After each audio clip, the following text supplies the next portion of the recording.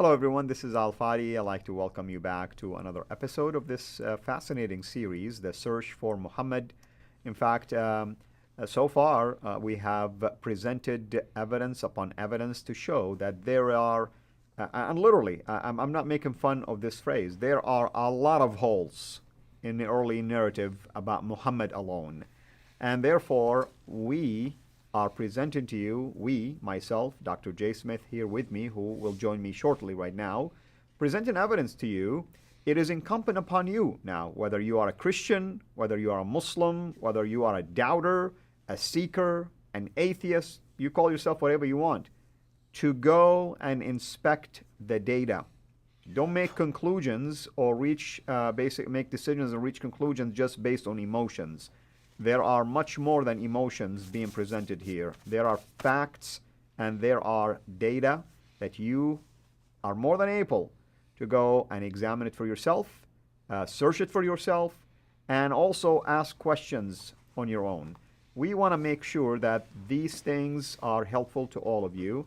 We're not hoarding it back, by the way. Unfortunately, in the academic field, there is a lot of these data that we're sharing with you that are found only inside books, that unless you know about the book, you won't be able to find it yourself. That's why we want it to be out there. And the idea here is to help you, if you're a Muslim, to realize that the notion that everything you believe in is founded on a lie is just that. Everything you know is founded on lies, plural. I say this as an ex-Muslim. My heart aches for all of you. I want you to have the privilege of at least knowing that there is truth out there. There is way to heaven out there, and his name is the Lord Jesus Christ. That's why we do what we do. With that in mind, today we are going to talk about Petra, or at least let's say we're going to revisit Petra and all of the plethora that it brings our way. Dr. J, what about Petra? Okay, we have talked, and we've done a whole series, haven't we, just on Petra, Dan Gibson's material. And we just launched one of them, and it's going like wildfire. Okay, so this is the fascinating thing. We have been talking about Dan Gibson for a lot of times. We did a whole series on it. You have it on Sierra International. I've also done it on Fander Films after you guys. And what's fascinating is people came back completely gobsmacked. And Gibson's material just was revolutionary because he was the first one to actually do what we're doing, and that is to actually go to the place, go to this institute and ask the questions where the evidence lies. And he just looked at the evidence, being a good archaeologist. His father was an archaeologist, his grandfather was an archaeologist, and now we're coming back to that paradigm again. We need to talk about Petra. Because remember, in the last episode, we talked about Ilyas ibn Kabisa moving to Petra after he'd taken care of all the negotiations, had changed sides from first supporting the Sassanians to then going against them, and then being arbiter between the Jews and the Lakhmids, which he was belonged to. He then became an arbiter to them, solidified his power there, and then moved to the west, moved over towards Petra. Let's bring up Petra again. And what do we know about Petra? Well, remember what Gibson said. Gibson is very clear that Petra is where all the Umayyads faced to for their sanctuary. So that would include Muawiyah, that would include all those that came before Muawiyah from 620, 630, 640. We can't find their names because they're not Abu Bakr, Umar, Uthman, or Ali. Those names are not found in any of the coins or the rock inscriptions, but they are talking about God, and they are using his name Allah, and they are referring to a place that they pray to, and that's where Gibson found that all the places, all the mosques, and these would have been temples before they were called mosques. These were temples as far away as Guangzhou in China, and in Shadman in India, and down in the Hadramaut area, up in Turkey, in Syria, Jordan, all these places, even in Israel, they're all facing right to Petra. Petra, which is there in Jordan, which is just about 100 miles southeast of where Jerusalem is today. Did they have a religion associated with this practice? And if indeed there was one, do we know what it's called? Absolutely. And this is why this is fascinating, because that religion had what they called practices that were being engaged with. And the reason why Petra is so important is because it was the center of the Nabatean Empire, and the Nabateans were traders that went all over the world. They were the only ones that could cross the desert. Remember, we talked about it, how they used the stars to be able to see exactly how to get to the next oasis, and from that oasis to the next oasis. And they used the North Star with the Kaaba block. They would use the string to find out how many steps they were going to, how many tens of thousands of steps using poetry. And then they would use, from east to west, they would use 32 different stars to find the east to west directions. Again, going and using this poetry to be able to find exactly where the next oasis was. Many times that had been covered over by different dunes, sand dunes, but they knew that those were their oasis, and that's how they were to survive and get across the deserts to places like India and all the way over to China. Because of that, every time that they were there, they would always then set up, usually leave a family there to be the arbiter for their trade whenever the camels would come. But they had to, those who were there in those different cities would put together temples. They would erect temples with the Qibla. That would mean they would have erect temple with the Qibla facing their sanctuary. And all those Qiblas is what Dan Gibson looked at. And that's why he was the first to do that. He started in 1979 all the way up to 904. He was looking at these Qiblas, going to them, and he noticed that they were all facing this place called Petra. That's why he said, goodness sakes, universally, up until 706, they're only facing Petra. Muhammad died in 632. These temples, which became mosques, when the Muslim then imposed their name on it, these temples were all facing their Nabatean Petra all the way up to 706. They were within 1.9 degrees off from thousands of miles away. That's how accurate they were. That's because they could use the stars. Now, when he went to Petra then, he said, let's take a look at this Petra. There must be something significant about Petra. And listen, many tourists go to Petra today because you have all those amazing buildings that are carved out of sheer rock. That's right. These beautiful temples and burial chambers. Right. So it's for tombs and temples. Right. It's a city of tombs and temples, because whenever you died, you went and you would die there, or your body would be buried in your family tomb. And that's why Ilyas ibn Qabisa went there. He went to Petra basically because he was in retirement. If you're in retirement, you know you're going to die, what better place than to Petra? Now, what Dan Gibson noticed is that when you go to Petra, you suddenly come across the very things that Muslims use in what they call the Hajj today, the pilgrimage. So let's look at the slide and see what he found. They needed a place to create their pilgrimage, and they needed a place basically to do the Hajj. So let's take a look and see what we found. Petra has all the stations of the pilgrimage which are now found in Mecca. Ooh, that's interesting. Let's look at them. The first one, the Kaaba. The Kaaba is in Petra. What's fascinating, Gibson went and looked at Al-Zaraqi's writings in the traditions, and Al-Zaraqi refers to the Kaaba, and he refers to the dimensions of the Kaaba. How many feet or whatever I don't know. And off the top of my head, I don't know exactly what kind of measurement they use. But what he said, when you look at those measurements, they exactly fit the Kaaba that there is in Petra. Probably they use dira. When you go and look at how many dira there are in Mecca, it doesn't fit what is Zakari saying. Suggesting to me, suggesting to Gibson that the one in Mecca is the wrong Kaaba. Now you say, hold on a minute, there could only be one Kaaba, that's the Kaaba in Mecca. No. There were Kaabas in every city. Yeah, there are multiple Kaabas. Yeah. Hitti, the historian, noticed that way back in the last century.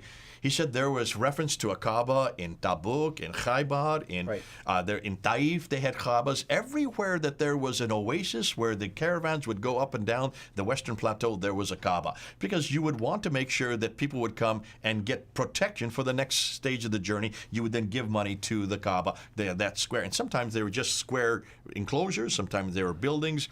And in every case, there were Kaabas. So this is not unique to Mecca.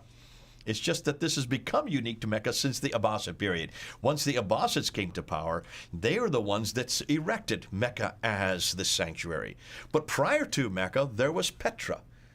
Petra had the exact same dimension that Al-Zaki refers to the Kaaba. So that's the first thing. Let's look at the slide again, and let's go to the next thing. The next thing he found there was that there was these hills that supposedly Hagar ran back and forth through to look for water for her son Ishmael when she was in the desert. Now, if Hagar did this, it makes sense that she did it that north. because that's real close to Israel where they would have been. That's where Abraham lived. And she was fleeing from Abraham because of her son Ishmael was causing problems for Isaac.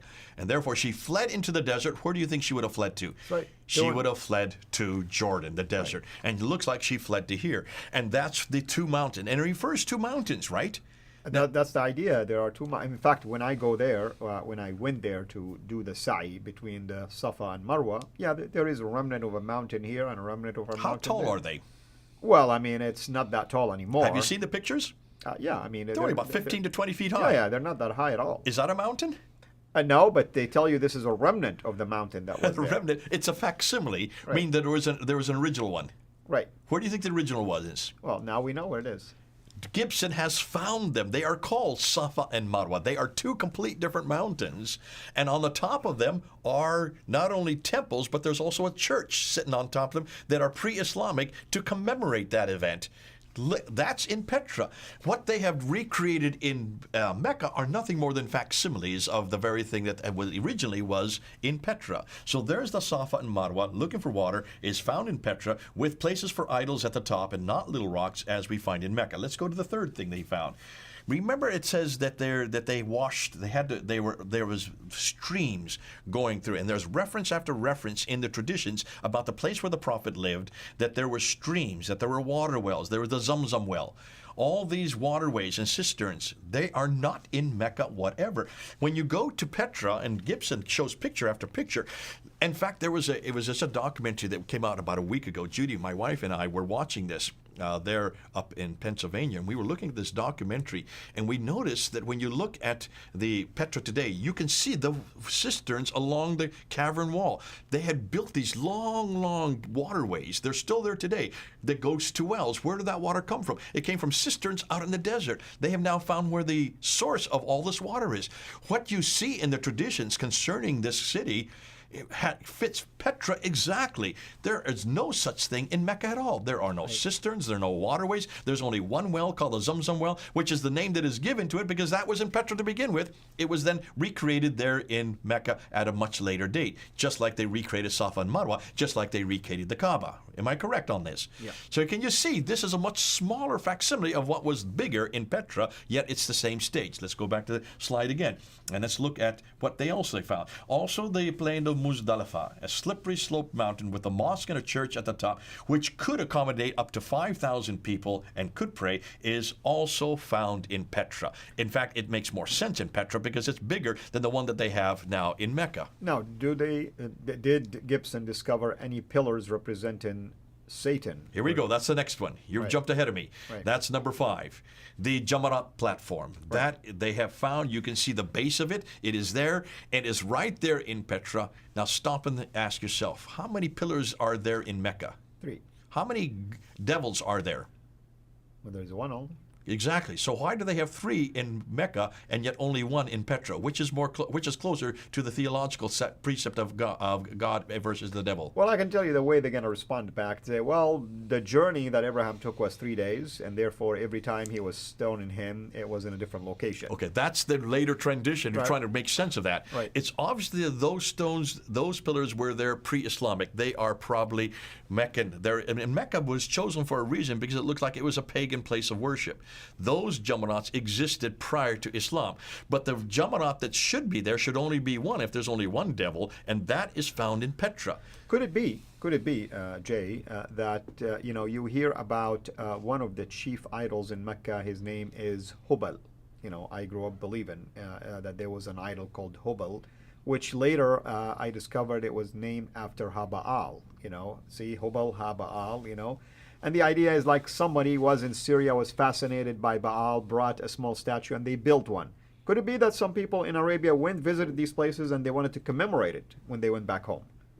You're talking about for the Jamarats now? Right. You're talking about. Listen, I would suggest that no. I would suggest that these are authentic. That they were there. They're pre-Islamic. Because who is the one that goes down there? Who is the one that actually creates Mecca? You have to give it. You have to put it at the feet of Zubair.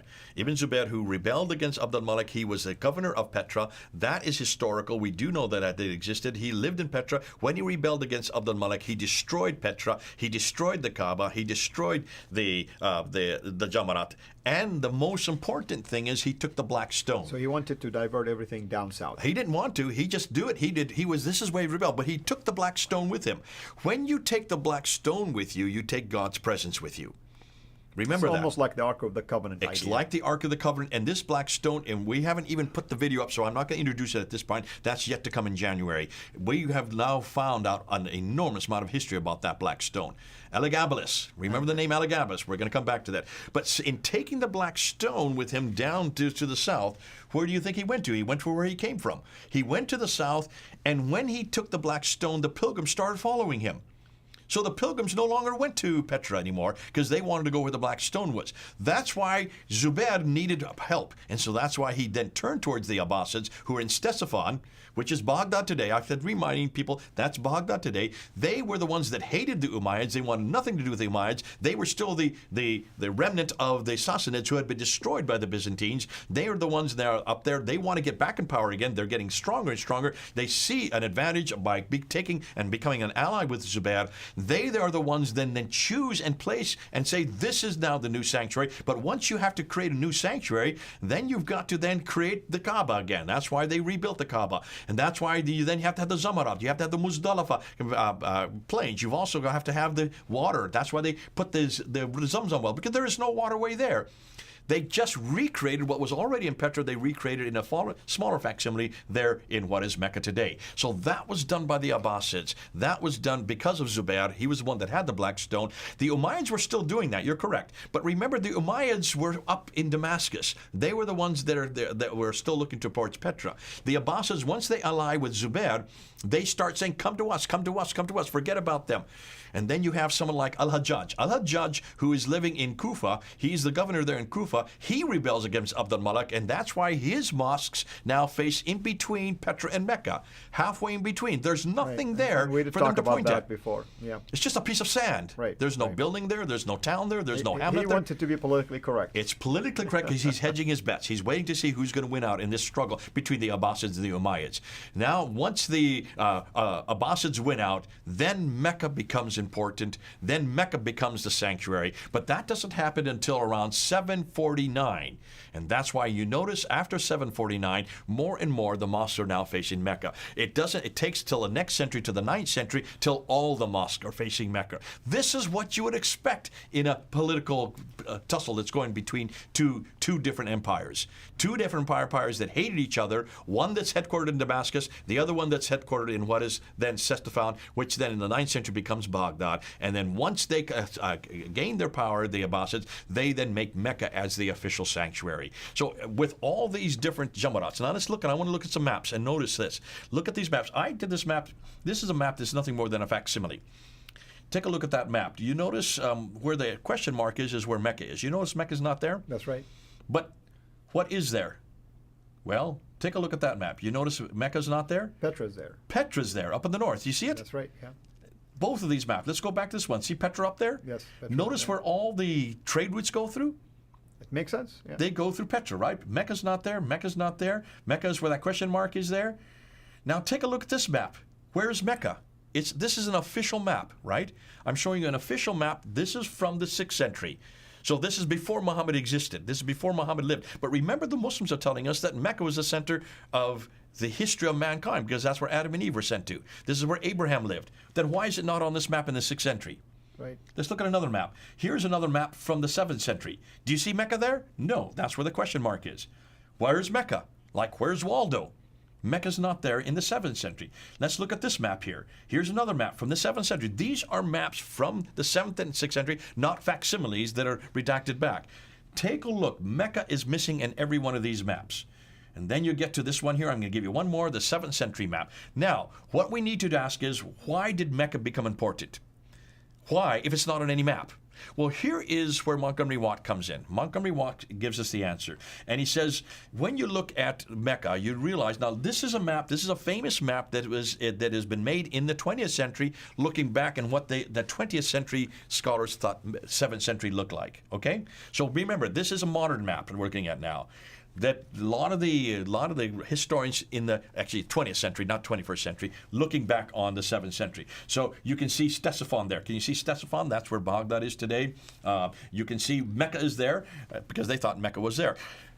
Montgomery Walks, back in the last century, said in order to understand why Mecca became important, you have to look and see where all the trade came from. Well, initially, the trade came from the western coast of India there, and it went across the Arabian Sea up into the Persian Gulf. See where the black arrow is going. Right. And from there, it then was dispersed over across what is today Iraq and Syria over to the Mediterranean world, because the trade needed to get from India to the Mediterranean world, and that's where all the trade went. That's what he said. However, in the 5th and 6th century, you had the Sasanians here and the Byzantines. Now, some reason I'm not getting the right type of, something's gone wrong with this. That should be in yellow so you can see it. But can you read the word Sasanian there? Yes. And can you read the word Byzantine there? Yes. There should be a yellow background behind it so you can really stand out. So those are the two great empires. Those are the Persian empires there in the east and the Christian empire there in the north. They were started warring with each other, which is all historical. Right. When that happened, that shut down the Persian Gulf. They could no longer go across they have Arabia. To take a southern They've got route. to go in another way. So what did he say? Well, this is where they went. They went across the Arabian Sea down to Aden down here, right? And then from here they went right up all the way up to Gaza in the north. But it doesn't make sense. Hold on a minute. What do you mean it doesn't make sense? That makes sense to me. Why would they take the Red Sea? Okay, so this is what Patricia Crone said. But remember, Montgomery Watt is doing this in the 20th century, 1900s, 100 years ago. And everybody has tied into this trade route theory. Nobody bothered to look at a map until Patricia Crone did in 1987. She said, hold on a minute. And you noticed something right away. Now, you've heard this because we've talked about it. That's why you've jumped to that conclusion. My 10-year-old son, who didn't know what you know, he looked at that and said, well, Daddy, why didn't they just go up the Red Sea? That's what Patricia Crone asked. Why didn't they just go up the Red Sea? Because when you look here, you'll notice, and she found out that if you take a ton of goods on land 100 miles, it's the same as taking that same ton of goods by ship 1,250 miles. I mean, exactly. Same price. And you can make stops along the way at ports, and then from there they'll take it to the... You don't even need to. You can go the whole way. 1,250 miles is easy to go in one go. And all you're using is wind to push you. You don't have to feed the camels. You don't have to protect the camels. You don't have to go from night to night, staying overnight, and paying all the dues and all the taxes and playing at the Kaabas at each one of these towns. None of that exists. You don't have to worry about dacoits. You don't have to worry about any security. You can just go right up the ocean, right up the sea. Why didn't they take the sea? So she decided to go back and do something about it. She also noticed something else. Take a look at this more carefully. Now, let's zero in on the Arab Peninsula, and let's look at Aden down here. If they were going from Najran to Sana'a up to Taif, that's where you see the black arrows, that's all along the Western Plateau. At Taif, then, suddenly, what the Muslim traditions are telling us, and what Montgomery Walk is telling us, they suddenly took a detour down off the plateau, down to Mecca, which is 1,000 meters down off the plateau. If no one knows where Taif is and never took a drive there, they will know that this is the most obnoxious idea to bring animals that steep. Way down there to a place that had no water. Remember, there's no water in Mecca. There's only one Zamzam well. They have to bring the water in from other sources from all over because it's the most arid place on earth. Well, one of the most arid, not the only. Then from there, they'd have to go back up 1,000 meters to get up to Yathrib, which is the archaic name for what is today Medina. And then from there, they would go up to Aden in the north. Now, she said, hold on a minute. Why hadn't anybody looked at this before? I have been there. She's not been to Mecca. She can't do because she's not a believer. But she has spent a lot of her time. She knows all about this. She says, has anybody looked at topography, you realize that this doesn't make sense topographically. So therefore, what she decided to do, she decided, well, let's go and see if they did go maritime. Now remember, she reads and writes 15 languages. So she could go back to all the original documents. And she went to the documents from the 2nd, 3rd, 4th, 5th, 6th, 7th, all the way up until the 6th and 7th century. And she read them in the original language, and this is what she found. Look at this map here. This trade went across the Arabian Sea. That is true, from China, from India, across the Arabian Sea, over, not to Aden, not there. It went right up through here, up through the Gulf there, over to Eritrea, which is there. The Mendeb Strait, and then they went up there. And it was the Eritreans whose names are all on the trading documents. There are no Arab names on any of these documents, for one very good reason. Look at the coast of Arabia, and there aren't many ports there. There are today, but not archaically. There are because most Arabs are camel herders. They're desert people. They're not seafaring people. And the Quran even talks about a caravan trip during the fall and the winter, and that caravan trip would have went all the way north and came back. Meaning they go all the way to a northern location to buy their goods and stuff and come back again to Mecca. Yeah.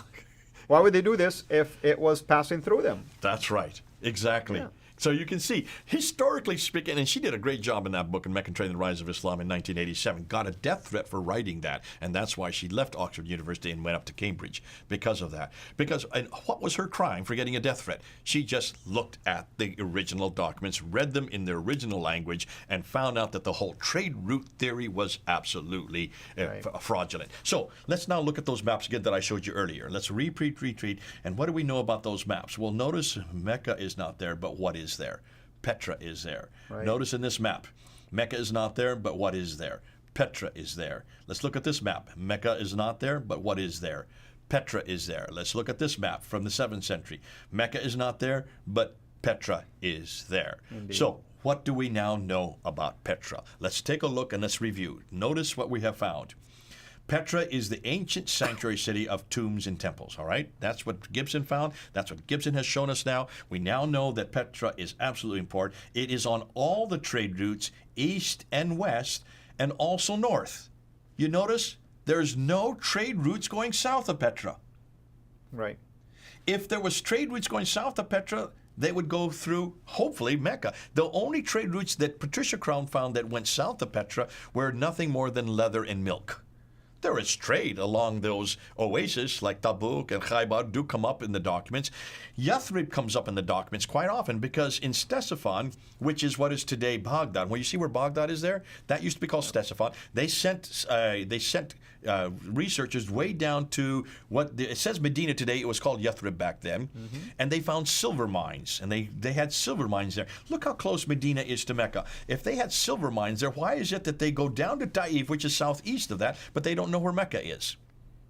Oh, they talk about Taif, they talk about Tabuk, these Ctesiphonians, these people from what is to them were Persians. They talk about it, but they don't say one word about Mecca, she noticed. Not one of them. So what's fascinating, the trade route, as you do know, did not go through Mecca. It went through where the green arrow is going. See where the green arrow is going? It was maritime. And that's why her book was so devastating. Because she looked at it, she noted that that Petra is where the Nabatean Aramaic is also introduced. That is where the Quranic Arabic is introduced. The Quran, the Arabic that we have in the Quran today is from Petra. So not only is it where all the trade goes through, it's also where the Quran was introduced, the Quranic Arabic that was then used to create the Quran later on. Petra is also where the mosques of all the Qiblas are facing up until 706. Uniquely are facing there. They continue to be facing there even after, but all of them only face towards Petra. So the conclusion, it seems that Petra seems to have been the original sanctuary, which became Mecca, or I should say, not the word Mecca. It became Mecca, then took on its role during the Abbasid period. Note that Petra is much too far north to support the later traditions once again. Now, let's remind ourselves before people get all out of balance. Let's remind ourselves that Petra versus Jordan versus Iraq. Are we getting two conflicting or two complementary and sequential scenarios? No, they are not conflicting. They are complementary and they're sequential. Iraq concerns politics, the Quran, and the theological debates that come from the 8th and 9th century. Petra in Jordan concerns really only the Qiblas, the direction of prayer, and the mosque, and I would also suggest it also concerns Ilyas ibn Qabisa from the early 7th century. Iraq both precedes Petra and then returns following Petra. What do I mean by that? Iraq is important between 577 and 636 AD. That's what we're known as the quest for Muhammad. That's the material we're looking at today. These episodes. Petra is important between 626 and 727. That's where the Qiblas, where Dan Gibson's material has shown that these are all much too far north.